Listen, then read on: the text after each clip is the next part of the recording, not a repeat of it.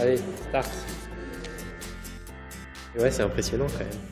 En général, sur les départs de course, moi j'essaye plutôt de faire abstraction de ça parce que c'est souvent c'est valorisant forcément, mais c'est aussi assez perturbant quand tu es dans ta course, en pleine préparation. J'essaye plutôt de me parer un petit peu de toute cette cohue de monde quelque part, pour essayer de garder un maximum l'énergie et utiliser cette énergie pour la performance et pour la navigation plutôt qu'en réalité sur ces ambiances à terre, quoi.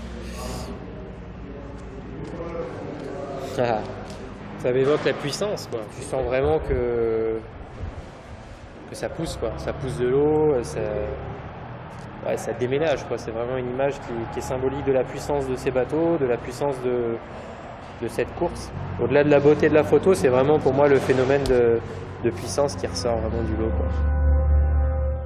J'espère que c'est une situation dans laquelle je ne me retrouverai pas. C'est vraiment pas cool. Donc il va falloir travailler mentalement pour essayer de gérer au mieux ces situations. Si on doit les rencontrer, je pense que maintenant on est de plus en plus amène, en tout cas l'organisateur de course ou nous, avec nos radars ou nos systèmes de détection d'iceberg, d'éviter de se retrouver dans ces situations-là. Mais à éviter.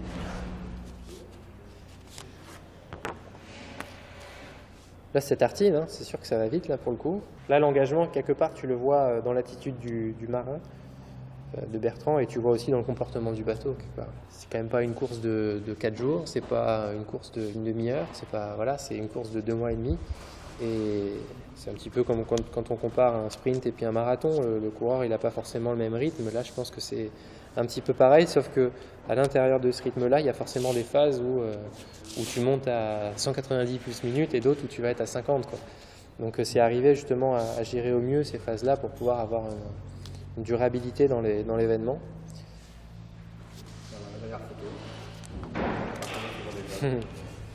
Ouais. Voilà, ça c'est un rêve.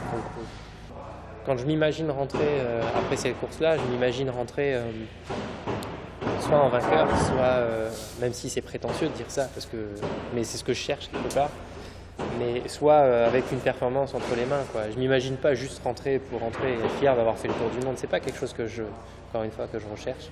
Mais ouais, ça donne envie d'y croire, quoi. C'est surtout ça, carrément. Tu te dis, il l'a fait, pourquoi pas moi, quoi.